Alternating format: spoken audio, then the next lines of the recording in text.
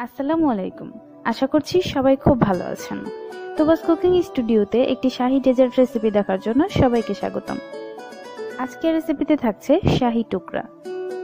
আমার মনে হয় শাহী রেসিপিগুলোর মধ্যে এটা এমনই একটি রেসিপি যা খুব সহজভাবে অল্প সময়ে তৈরি করা যায়। শাহী খাবারগুলো কিন্তু সবসময় খুব রিচ হয়। আমি চেষ্টা করেছি এটাকে একটু অন্যভাবে তৈরি করতে, এতে করে আপনাদের একটু ঝামেলা হবে না। যে কোনো অকেশনেই কিন্তু এই ডেজার্টটি আপনারা করতে পারেন। রেসিপিটি ভালো লাগলে চ্যানেলটি সাবস্ক্রাইব করার অনুরোধ রইল। চলুন দেখে নিচ্ছি কিভাবে তৈরি করবেন শাহী টুকরা। এখানে আমি 5 পিস ব্রেড নিয়েছি।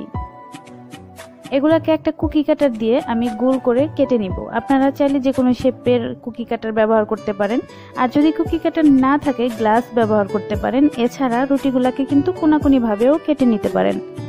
এখন আমি ব্রেডের পিসগুলাকে ভেজে নিব। এখানে আমি একটা প্যানের মধ্যে 2 টেবিল চামচ তেল ব্যবহার করেছি।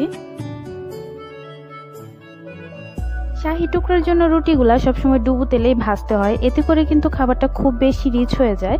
এজন্য আমি তেলের পরিমাণটা একেবারেই কমিয়ে দিয়েছি। ব্রেডগুলাকে এখন আমি উল্টে দিব।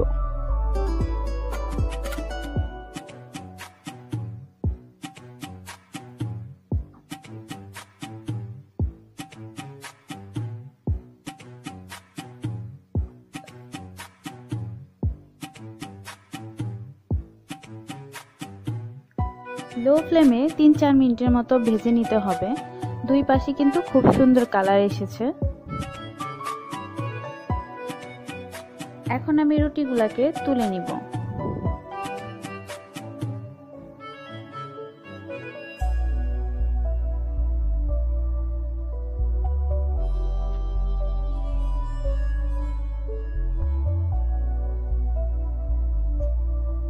রুটিগুলো ভাজা হয়ে গেলে এবার আমি মালাইটা তৈরি করে নিব। এখানে আমি 1/2 লিটার দুধ নিয়ে নিচ্ছি।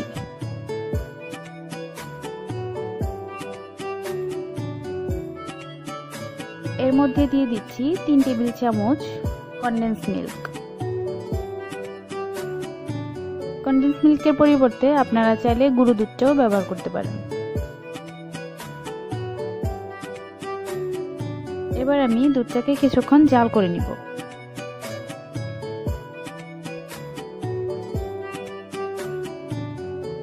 দিয়ে দিচ্ছি 1/2 চামচ পরিমাণ ঘি।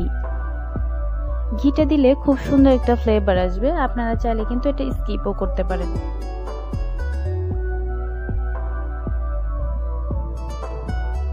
এবার আমি ঘন হওয়া পর্যন্ত দুধটা জাল করে নিব।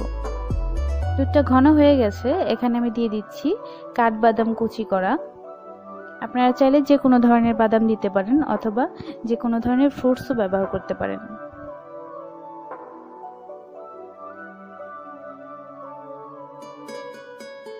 দুধটা জাল করার সময় অনবরত নাড়তে থাকবেন, এতে করে কিন্তু সর পড়বে না। আর সর পড়লে দেখতে একটু ছানার মতো লাগে, আমার কাছে ভালো লাগে না। আপনারা চাইলে ওভাবেই করতে পারেন।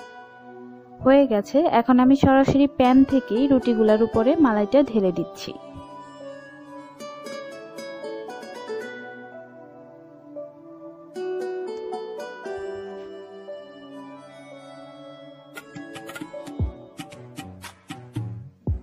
উপরে কিছু কুচি করা বাদাম দিয়ে দিলাম।